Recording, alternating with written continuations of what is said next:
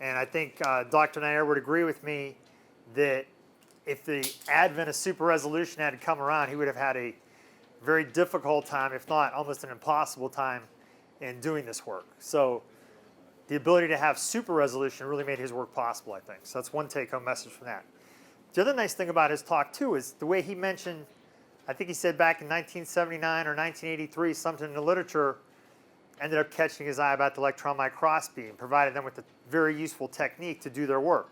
Again, the idea of the literature is your friend. The literature is out there to help you. I mean, it saved him, I'm sure, an innumerable amount of time, as opposed to him trying to come up with that technique on their own.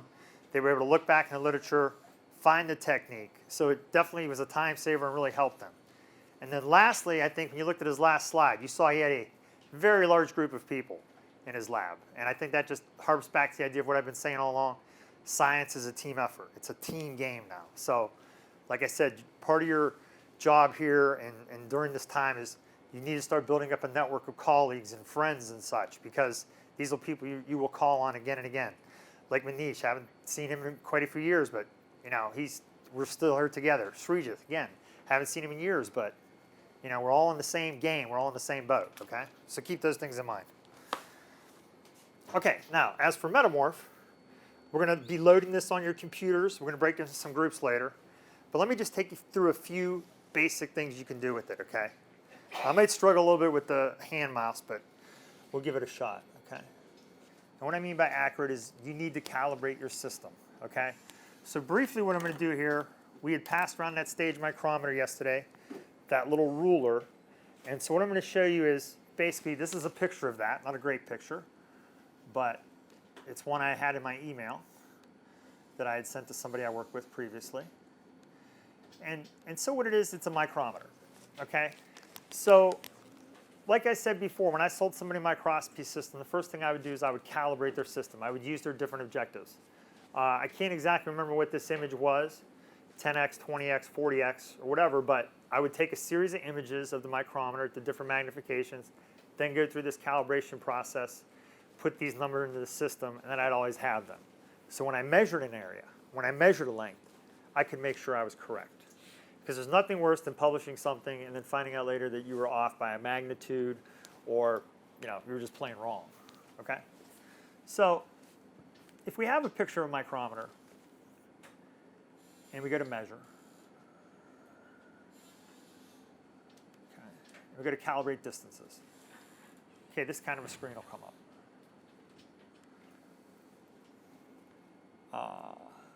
Okay, so first thing we'll do is we're going to add a new one. So we'll give it a name, and for here we'll just call it a GIAN calibration. Okay. Now we're going to calibrate by region. Anything you draw in MetaMorph, if you draw a line, if you draw a square, if you draw a circle, if you draw a squiggle, those are all called regions. So we're going to use a region. Okay. And what we're going to do is we're going to use a line region because we're going to measure length here.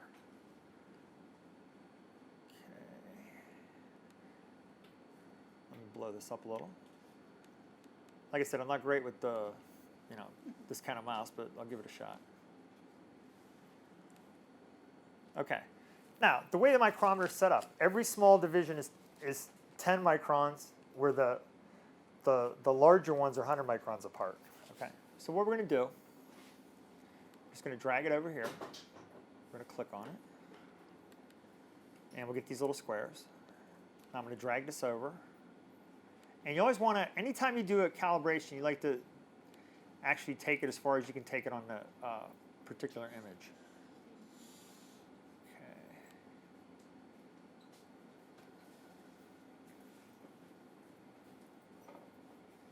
Like I said, we'll install this. You guys will be able to work with this. So let me, like I said, I'm not the best with this mouse. Let's see. Do you have an old-fashioned mouse? Mm-hmm. We could take this out, or let's take this out.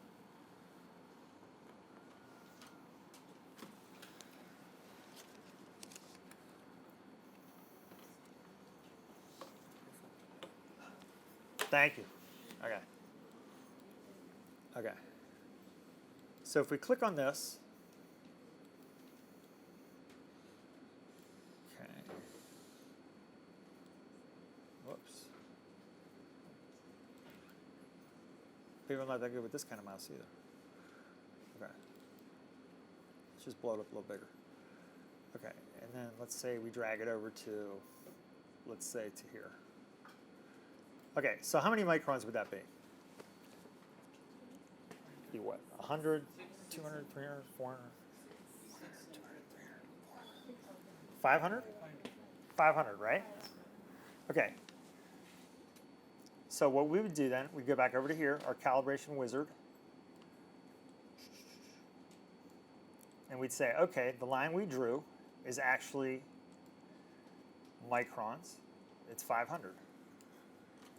Okay, and we could just apply it to, we don't have to apply it to any kind of magnification because we're just, it's all hypothetical somewhat. So we say okay. So what it did is it came up with this calibration called 0.263 microns per pixel. So what the software is doing is measuring the pixels, and we put in, it's 500 long, so it calculates per pixel.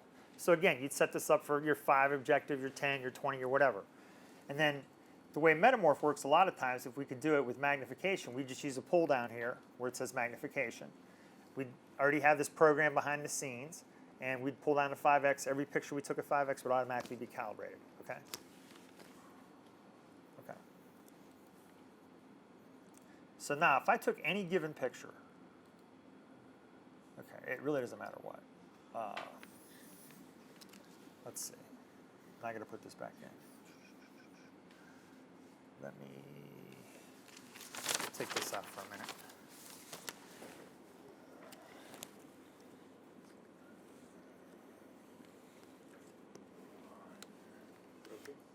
Yeah, I'm good. Okay. So let's go back to these. Look in the USB drive.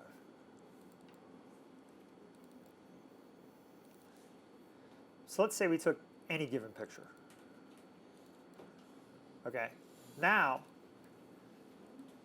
if the image was not calibrated yet, we could actually take this calibration, apply it behind the scenes in the software. Anytime you're in MetaMorph, like I told you, and you take the picture in MetaMorph, if you go to this little image button, there's actually a header tied with your file. The nice thing about the header is it tells you when you took the picture, you know, what the calibration is, and a lot of other information. Like the pictures I take in my lab, they're all tied to MetaMorph. I can actually, under annotation, although it's not visible here, it would tell me, you know, what wavelength I used, how long my exposure time was for my picture. So there's a lot of information behind the scenes in a picture when you use a system. Like on the confocal, the same thing will be apparent. You take an image on the confocal, there'll be a header behind the scenes of information that goes along with that image. Okay, so let's get into a little bit of image analysis here. So let's say we're just doing something simple.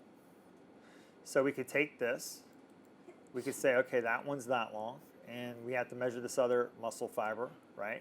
We could say this is this long, this is this long, and this is sort of a manual way to go about things, right? But now we have 3 different sizes. So if we look under, like I said, all these things are called regions. So if we look at region measurements now, and under configure, now MetaMorph's a little overwhelming because there's so much material here. But let's say we were just worried about distances, okay? So we'd want the image name, we would want the region label, we don't need area, we just need distance. Okay, so we could draw a lot of lines on here, as many as we want.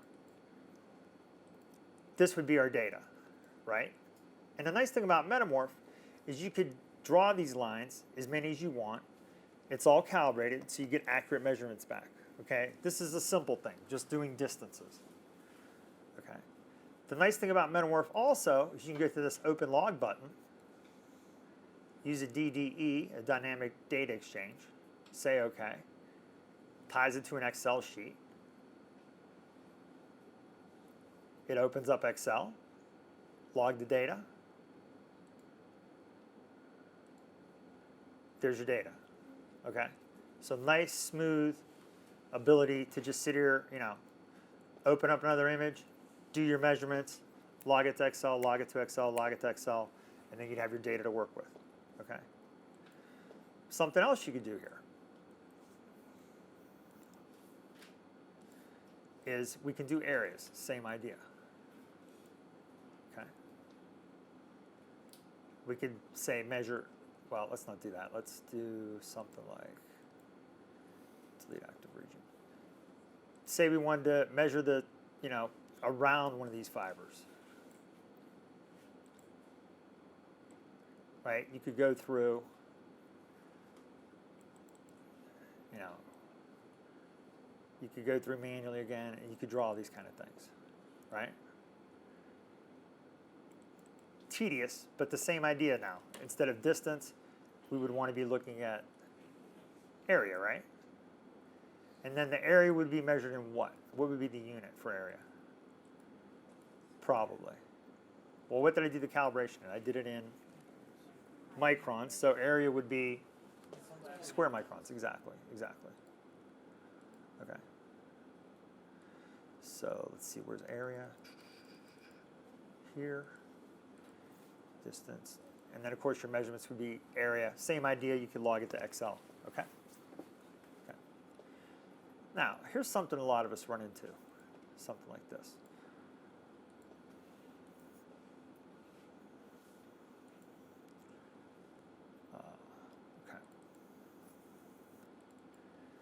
Okay, this was a bunch of cells taken, something that I think Manish is real familiar with. He used to take lots of pictures like this one, I remember.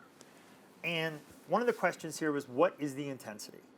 Like, how bright are these cells? Are they brighter than another example?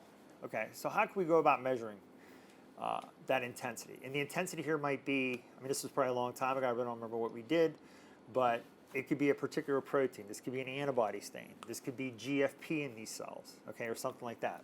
But how do we compare a bunch of cells? Okay? Well, one of the easiest ways we could do it is we could just take tiny little circles. Okay? We can make little circles like this. Blow it up a little bit. Okay, put them on a cell, and I'm going to make a few of these.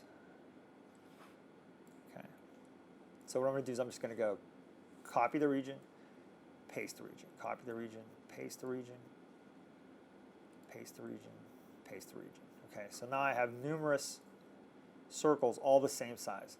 The one thing you want to keep in mind when you do an analysis like this, you want to keep your circles the same size, just because you want to look at a similar area each time. You don't want to be looking at, you know, a big area, a small area. Okay, you want to try to keep things equal. But you could do something like, okay, let's look at the, say, cytoplasmic staining. I'm just going to change the color so you can see this one a little better. Something like this. Okay, so we have 4 different circles on basically the cytoplasm of the cells. Okay, and under configure, what we would have, instead, we would want to look at average intensity. Or there's another thing here called integrated intensity. Okay, 2 different things. So let's take a look at the data. Measurements here. Average intensity, integrated intensity. So what it is doing, remember we talked about each pixel has a value. So if I run my cursor around this right now, right, and if we look at this number right here, okay, pay attention to this number right here. Watch, if I go to a dark area, it's lower. If I go to a brighter area, right, it's higher, okay? That whole idea we talked about earlier about photons hitting the chip, turning it into electrons, turning it into math, okay? This is the basis of image analysis, is now we're going to work with this math. So what I... What's the difference between average intensity and integrated intensity? Okay, that's what I'm going to get to right now. I'm going to explain that right now. So what we're doing here is we're looking within this circle, like circle 1 or circle 2 or circle 3 or circle 4, and we're looking at the intensity. So what average intensity is, it counts every single pixel in there, and then it adds up the value of every single pixel. And then for average, you would take that big number of all the pixels added together, all the values, divided by the number of pixels. That's average, okay? Integrated is you take every single pixel in that circle, you just add them together. That's integrated. Okay, because the problem you can run into sometimes in image analysis is, let's say you had an image and all you had was like maybe 2 really, really bright pixels. Like, say you had an image and the only thing on the image was this little pixel right here. Well, look at the number on it, 84,000 or 8,400 or 16,000, it's saturated actually. So if you had an image and the only thing on there was that one little dot, that could be your, and you'd put your circle right there, that'd be your average intensity, right? But it's not really true because it's very, very bright dot. It would throw the statistics off. Does that make sense? Okay. So this is one simple way to go about this, to look at individual cells, okay, to come up with like a rough average intensity. So the experiment would be something like this. You'd have cells here in A and cells in B. And say you treat cells in B with a drug. So you would take your images with the same exposure time, with the same settings, everything the same, keeping that equal. Then you should be able to compare the image you generate in A versus the image you generate in B.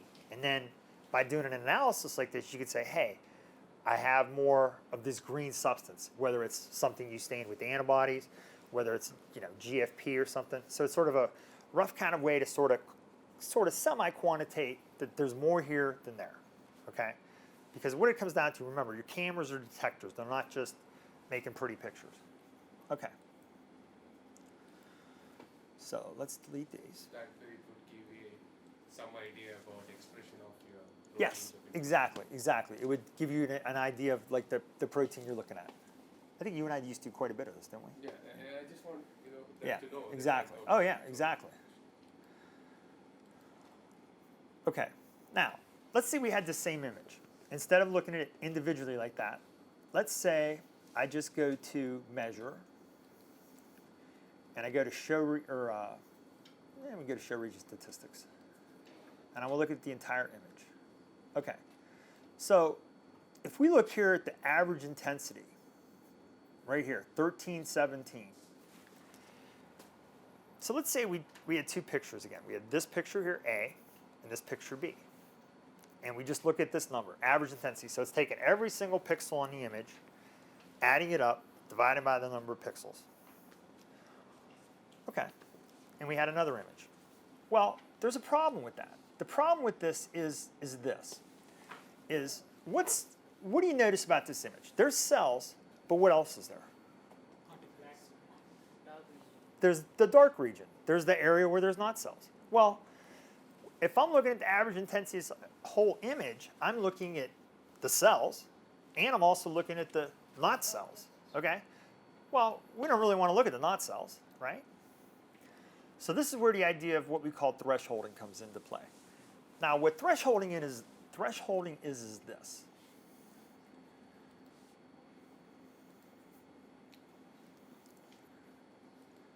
Okay, if we look at the brightest spot on this picture, right here, we see the number 16,383, okay? And when I talked about the different bit depths and stuff, it ends up being that 16,383 is saturation. You've filled the buckets on a 14-bit camera, because the camera I use in my lab is a 14-bit camera. So what it says is that my pixel values on this particular image, because I use a 14-bit camera, can go anywhere between 0 and 16,383. Okay. So and if we look at the background here, we see these numbers, 700, 800, 900. But if we look at a cell, maybe 4,000, 5,000. So what thresholding does is it's a way the computer is able to basically say, look, let's just look at this set of pixels. So right now, we're just looking at pixels between 2189 and 16,383, okay? And if we do that measurement, I would check this use threshold box on the entire image. Now my average intensity goes to 3109. So all I'm looking at here is signal, what I would call signal. So to do part A, A cells and then B cells, which are treated with the drug, you would take the pictures the same way. You would put them side by side like this. You would apply the same threshold, okay? And then you could look at the change in the intensity data, okay? Looking at your signal as opposed to looking at just the, just the entire image. Okay, does that sort of make sense? Okay, so the whole gist of really image analysis is getting to this threshold, is being able to get a clean threshold. Okay, there's a lot of ways around it, a lot of different tricks or whatever, but thresholding is the basis of it. And I think you're starting to see also, if you think about the math that's going on here behind it, the more dynamic range we have to work with here. Like this is 14-bit, so we can work with numbers between 0 and 16383. That gives us more data to work with, which will end up giving us better results. Okay, so you always want to try to use a little bit higher bit depth camera if you can, and do things like that. Okay. Okay. So, is everybody sort of clear on that? How that works? The one nice thing too that was mentioned in the last talk, I don't know if everybody caught it, but you mentioned line scan real quick. Let me show you something like that. It's sort of an interesting thing when different things pop up. If I can remember where line scan is in MetaMorph. I use it a lot, but not all the time. Okay, so what line scan is this. Sometimes you might want to measure across something. Okay, so if I take the line, like if I want to measure, across this, what this is showing me, it's showing me a graph across that line of intensity. Okay, so if I move it to a darker region, right, it's going to go down. Like here it's showing you, this high peak, we're hitting that one bright spot right there, and then we're hitting this dark area, so the intensities go down. It must have hit something bright in there. Okay, that's a line scan that was mentioned in the last talk. It's just using a line and looking at the intensities across that given line. So you can draw a line inside the cell and see it. Yes, right. You can see if, is it more in, like that example right there. I guess one way you could use it would be this. Let me see that one I just had. It would be something like this. You could draw a small line. Okay, and what it shows you, well, let me draw a little bit better one than that. I'm not the best guy with the mouse, as I think we're all seeing. Okay.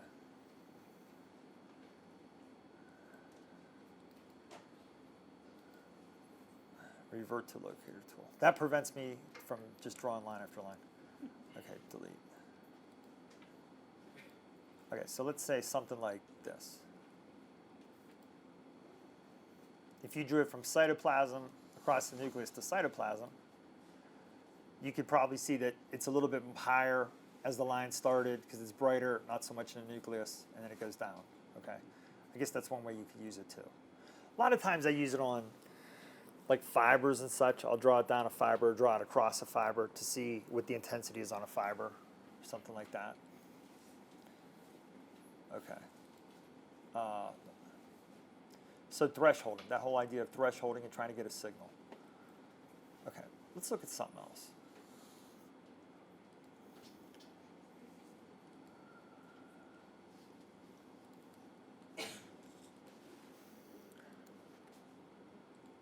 Okay, so what this is here, this is pretty typical of something you might do. Is everybody familiar with Dappy? What Dappy is? Okay, so for those of you not familiar with Dappy, Dappy is usually a dye that we add to tissue or cells or whatever, and it has a real high affinity for DNA, and it sticks to the nucleus.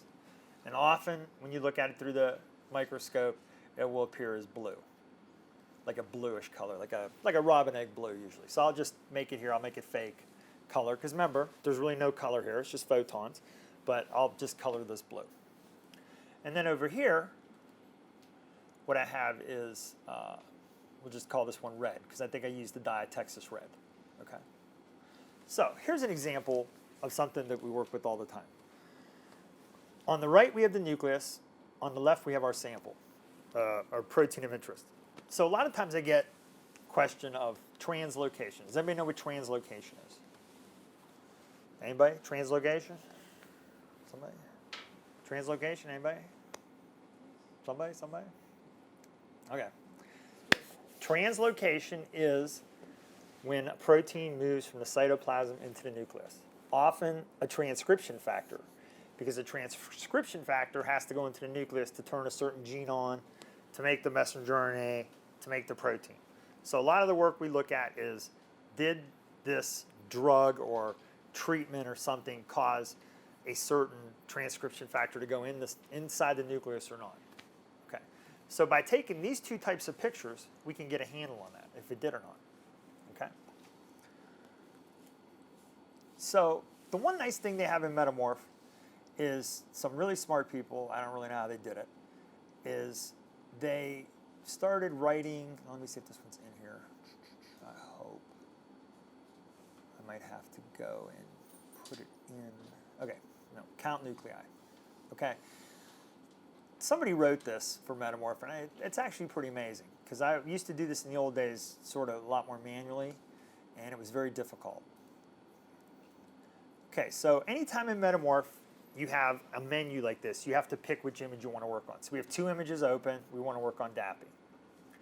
Okay, what count nuclei does is basically it uses a bunch of mathematical tools, and it tries to go in there and determine what's actually a nucleus in this image here.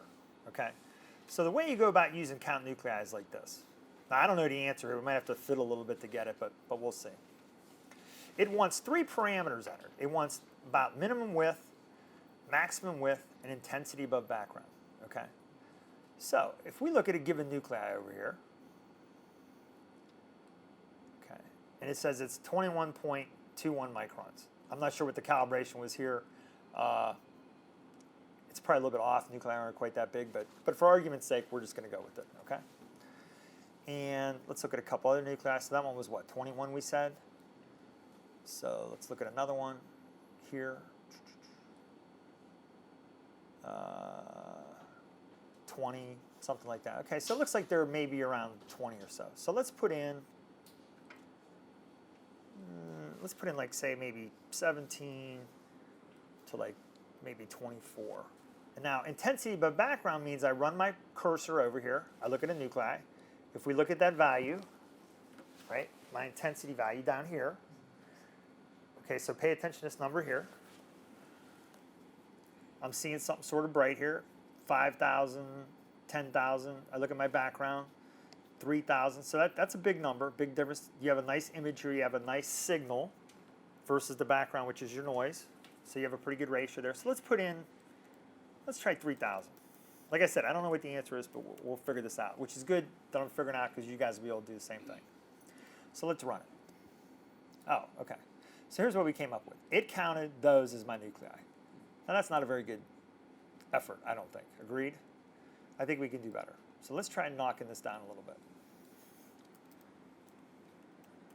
A lot of times it's a lot of fiddling to get this right. Okay, well, I think we're getting a little better. Agreed? We've got more of them. We don't have them all.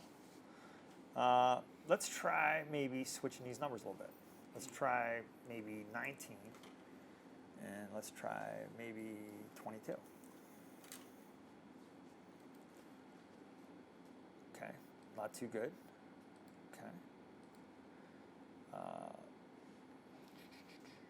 Let's try that measurement again, see how big they are.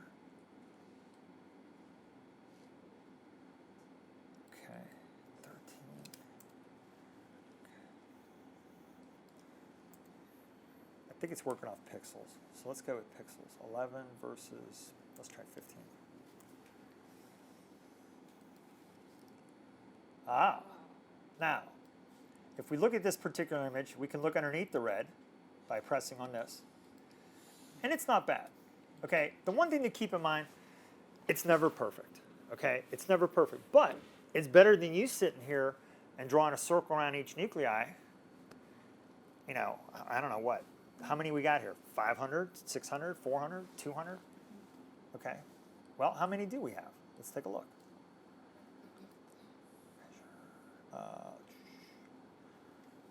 Oops, count nuclei.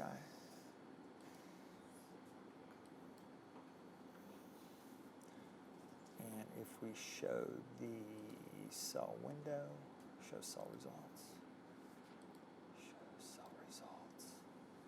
Right here, this is our count. We're counting 328 nuclei. Okay, so you could set this up if you were just doing a pure counting project.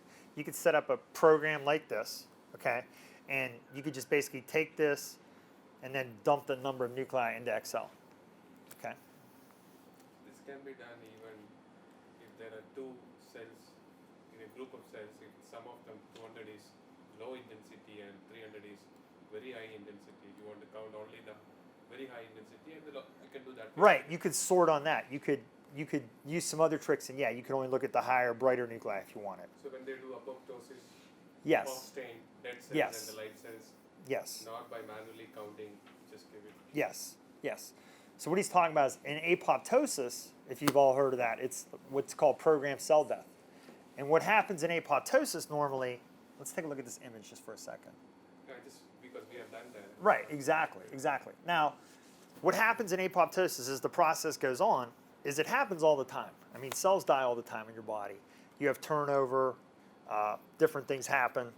But one of the hallmarks of apoptosis is often a cell nucleus will end up shrinking, which the term we call that is pycnotic, and the cells become pycnotic and they become a lot brighter. So I'm not saying it's an apoptotic nuclei, but maybe something like this here would stand out as an apoptotic nuclei, because you'd see it's a little brighter than everybody else, and it's definitely become a little smaller. Okay, so if we're doing an apoptotic assay or something, then a lot of times you can just pick these out. And like Manish said, you could literally, set up your parameters just to look at those cells and count those cells. Okay. Okay, but getting back to this idea here.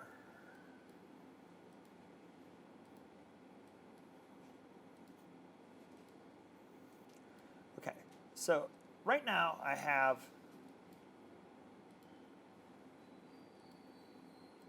I'm going to measure that one more time, the nuclei.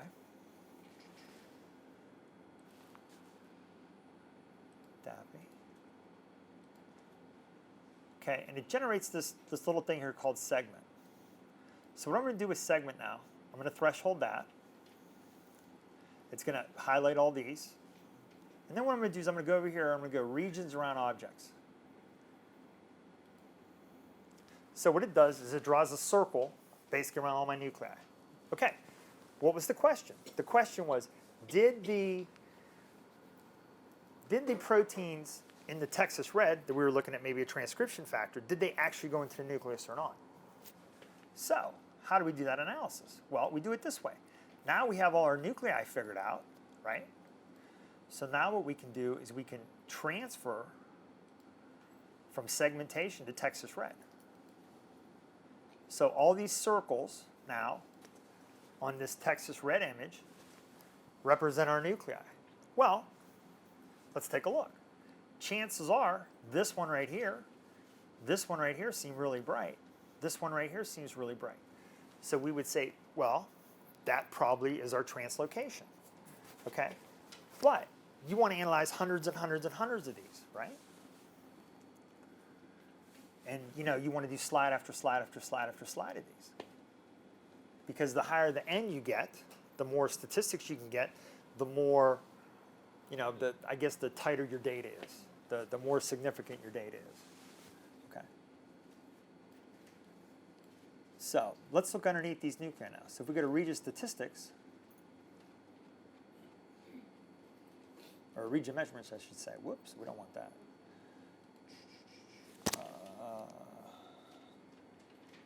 Preferences. Let me just get rid of those labels there. MetaMorph's got a lot of stuff to it. I don't want those. I want that off.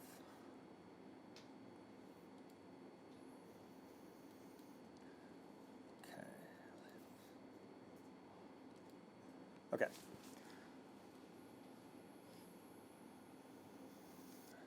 So what we're looking at here is every single nuclei here now has a value associated with it. Okay, and the nice thing about MetaMorph is if I click on any given nuclei here, and let's say we decide we're going to use average intensity as our cutoff. So I look at one here I would call negative. So my average intensity there is 2977, right?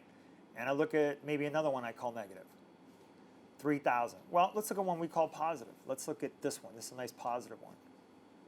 Okay, now the average intensity is 5257.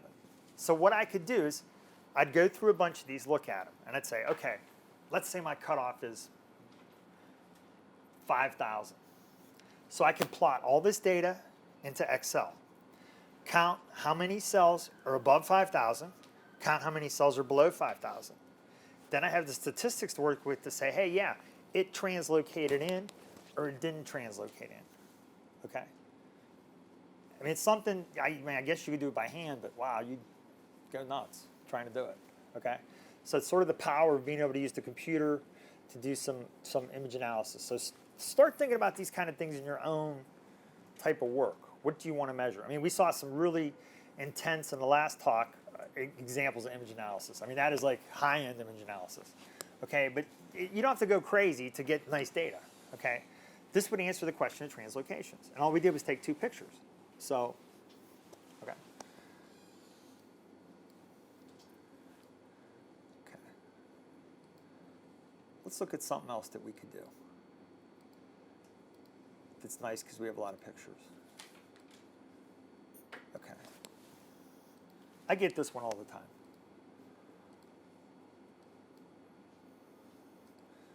Okay. Let me go back up here.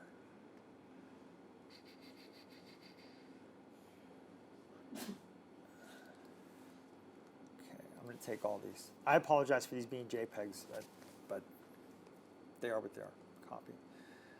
Okay, I'm going to make a new folder in here. I'm going to call these Cal. All I'm doing here is taking this one set of images, and I'm just going to copy them into another folder called Calibrate. Paste. Okay. So the boss comes up to you, you're working, and you took like 100 pictures today, and he goes, I want scale bars on them. And you're thinking, oh boy. Okay, how do I do this? Okay.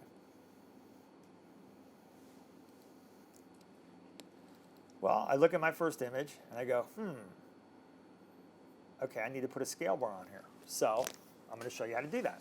Well, the first thing is, let's say we used our calibration that we came up with earlier and that applied to this image, right? So the first thing we might do is go, okay, calibrate distances. We're going to apply that calibration we came up with, and we're going to use it behind the scenes to calibrate this image, right? So now our scale bar should be accurate. Okay. Next, I'm going to go to Display, Graphics, Cal bar. Okay. So we see here it gives me a little cal bar right there. And let's say we want to make it a 100 micron bar. I mean, I'm not saying the calibration is correct here, but for argument's sake, we're just going through an example. Okay. I need more. I want to make the cal bar black, 100 bar. I stamp it. We can get rid of that. Or get rid of this. Get rid of that. Let's stamp it again. Whoops. Let's see how wide I want to make it. I don't want the... Yeah. Okay, so I stamp it, I close it. Anytime you make a cal bar in an image, it becomes part of the image, okay? So keep that in mind too. That's why I made a copy file, because usually what I'll do is I'll take all the pictures, I'll make a copy, and then I'm going to apply the cal bar to the other ones. Because once I do it, it's overwritten. It becomes part of that image. Because sometimes then your boss will go, well, I didn't want a calibration bar on this one. Okay? It happens. You got to cover all your bases always, right? Okay, so we made a nice calibration bar in here, right? Okay, so let's do it 100 more times. Right? I mean, okay, I got nothing to do tonight. I want to go out to dinner, so I'll just sit here and do it 100 times. Okay, well, that's sort of crazy, agreed? Let's not do that. Let's use the power of image analysis software to do something. Okay, so what we do is we open up that image again. And now what I'm going to do is I'm going to call it, write a journal. Okay, a journal is a series of steps, and then I could apply it. A lot of times, other software will call it a macro. Okay, it's pretty simple. A lot of times I screw these up, but we're going to try to do one here to see if it works. Okay? So we sort of already went through the steps. So what we're going to do is the first step, we're going to start the journal. Okay? Start recording. And first thing I want to do is I want to make sure I apply that calibration to all the images, so I have the same calibration applied.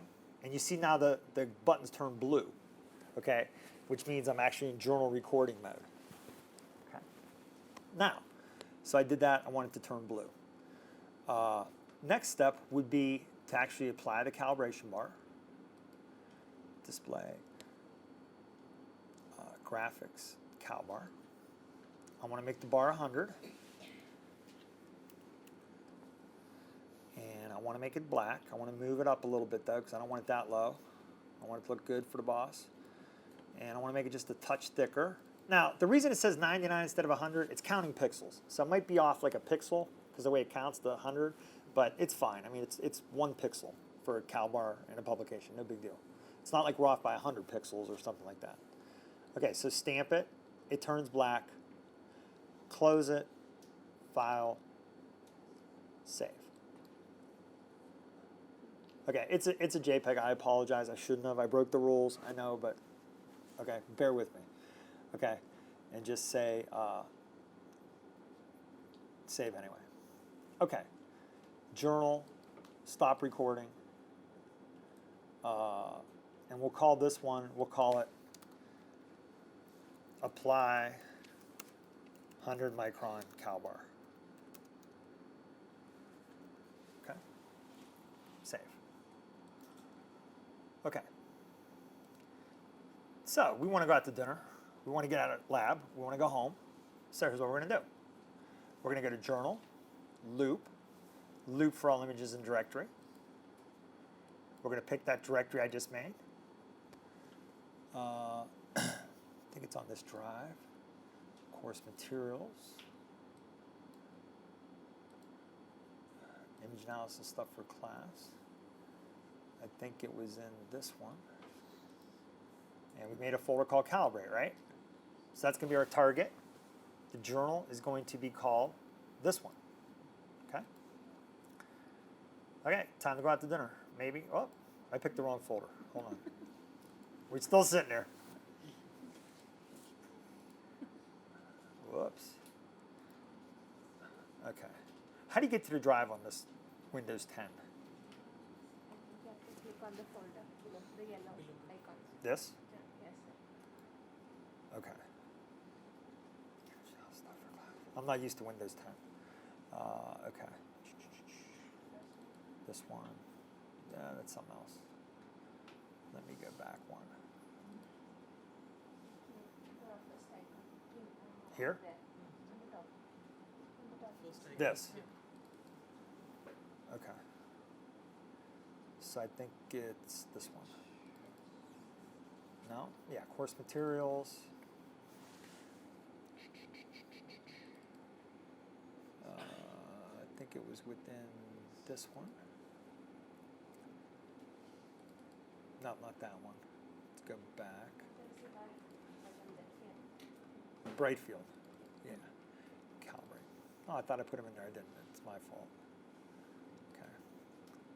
So again, let's just copy these into there. Copy. Put them in here. Paste. Make sure they're in there this time. Yeah, okay, good. Okay, and then let's run this journal we just came up with. We still got time, we don't want to be late.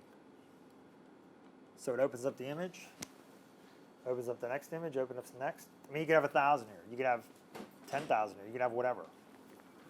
Okay, now we go back to that. Cal bar's on it, right? Look at the last one. Cal bar's on it, right? So, cal bar is obviously an easy thing to do, time saver, but think about it. That little thing I showed you with the nucleus, like if you want to do an image analysis, right? Once you figure out how to do it, and all the images are somewhat similar, then again, you can put all your images in a folder and just run this thing. Okay, that's the power of image analysis. is that it allows you to do multiple, okay, instead of just going one by one and doing things, okay? So where are we at here? I guess we're getting pretty close to lunch. Okay, so any questions about that? I mean, it's just a real brief look at the power that you can get out of it, okay? Any questions? Okay, real briefly, let me just mention a couple things that came up today, or last night I should say. Remember I had you do those cards about what you did? So real briefly, I mean, there was a lot of different things people were looking for, but one that came across to me the most probably was live cell. A lot of people want to look at live cell. So stay tuned for lectures tomorrow, and I'll try to expand upon that a lot, okay? So we will be talking about that.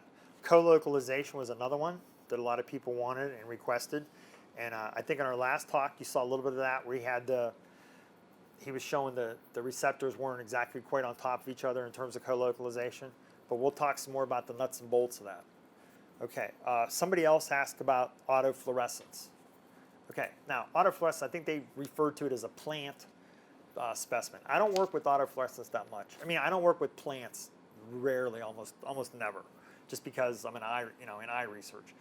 But I know it's a big problem. What you might want to try, is we'll talk about it later, is you might want to try using fluorescent dyes that are more towards the infrared, more towards the far red.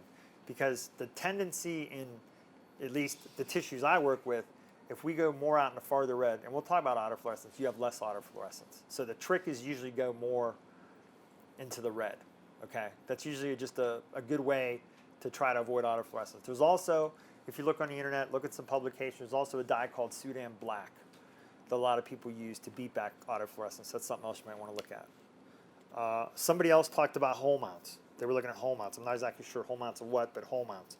A hole mount, like at least in terms of what I do, is we'll take a whole retina. Like we'll take a mouse, we'll take the whole retina out. And it's, I mean, it's little, it's a mouse retina, but on a microscope, it's a big thing. So to examine hole mounts, a lot of times what we'll do is we'll look at stitched images. Remember that we talked about yesterday, scanning, taking a series of images, putting it all together in one big one. That's one way to look at hole mounts. So that way you look at the entire hole mount. I'm not sure if that's exactly what you're after or whatever, but if it's not, come talk to me. The other thing is anytime you work with tissue that's thicker like that, a 2-photon microscope, because a hole mount might be very thick, a 2-photon microscope has better penetration, can go deeper into a thick piece of tissue like that. That's what you used to do for skin. You used to use 2-photon. Right, and we'll talk a little bit more about that, but that may be something you want to look into and pay attention when I talk about it. Okay. Somebody else had a question, something about if I want to do fluorescence, dry samples versus wet samples. The one thing you want to keep in mind about fluorescence, if the sample dries, like literally dries out, you're done. It's over. So you never want your samples to dry out totally. The best way to store a fluorescent sample usually is in the dark in a fridge. 4 degrees in the dark in a fridge. It'll last quite a while. A lot of times what we do is we put mounting media on the samples, and mounting media often has a fluorescence protector to it. You'll see products like Dappy, VectaShield that has Dappy in it, or VectaShield, or Prolong Gold made by Fisher. But just look under like mounting media protective agents for fluorescence, and you'll find different things in the catalog. Most of them work really, really well. Okay. Okay, so I guess lunch, huh? Any questions? Any questions? See, I stole my own thunder saying lunch first, so. Any application you need, you can ask them, and you can according to that you can. Right.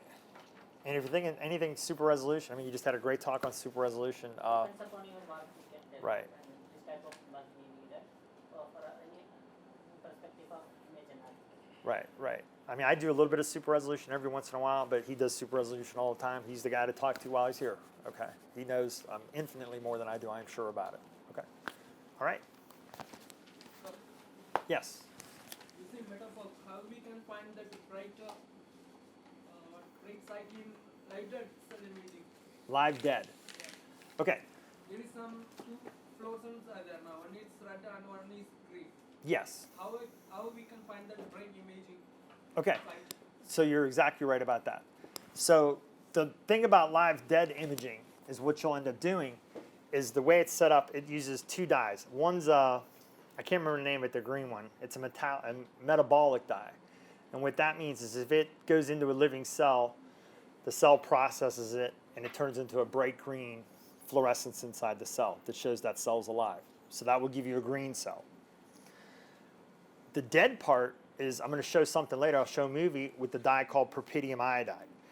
Propydium iodide is a red dye, and when the integrity of the cell begins to fall apart as the cell starts to die, it lets the propydium iodide cross the cell membrane, get into the nucleus, and the nucleus will appear red.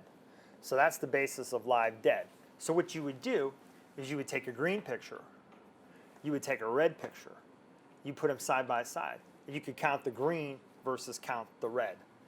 And that would tell you your answer. Like, you know, you'd add two numbers together, you'd have, 100 green here and maybe 10 red here. So you'd have 110 cells, 10 would be dead, the 100 would be alive. So it's actually two different pictures you take. You take a red and a green picture. That's what would tell you the difference, because the fluorescent wavelengths are different, so you can distinguish. When you take the green picture, you won't see the red, and when you take the red picture, you won't see the green. So that's the basis of how that works. Pretty simple. I've seen it a lot of times. The assay actually works pretty well. The trick is not to kill your cells first, because I get a lot of people do live dead, and they come over and everything's dead. It's like, well, we did something wrong. So the thing about that, too, is that has to be done on live cells. That cannot be done on fixed cells, because once you fix the cells, they're dead. So then people come over with that. It's like, wait, we already killed them, so let's back up a step. Nice, fresh culture, whatever your experiment is, do it on that, and you should be okay. Okay? Just follow the instruction in the kit. Almost all the companies make a pretty good kit for that I've seen. Any other questions?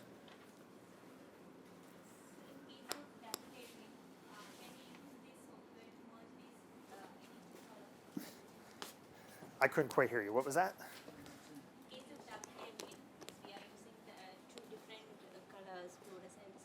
Uh-huh. And can you use this? Yes. Yes, we can. Something I didn't show you, I probably should have. So let's go back to that example we just looked at with the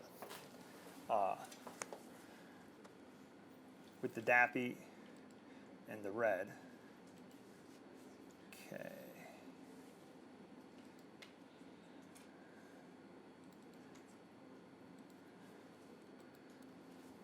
What I usually call is I call these merges. Okay. So we have our Dappy here, we have our red here. So if we go under display, color combine. Color combine is for combining red, green, blue, our favorite three colors in imaging. Okay, red would be the red, blue would be the blue, the Dappy, color combine.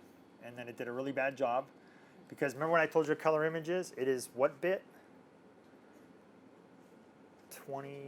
24. See, I didn't look at the thing here. It was set to 8, so let's set it to 24. And that would be your two colors stuck together. The nice thing about MetaMorph, again, is we can make the blue a little bluer. We can make the red maybe a little less red, something like that. But the nice thing is you have red, green, blue channels, right? So if you look at this little red, green, blue here, I can look at, oh, what's going on without the blue, or what's going on without the red. So I have the ability to look underneath at the colors to see what's going on. Yeah, but good question, and yeah, the software does that quite easily. And again, you could automate that to put them all together like that. Any other questions? So, Sure. what's the difference between one photon imaging and two photon imaging?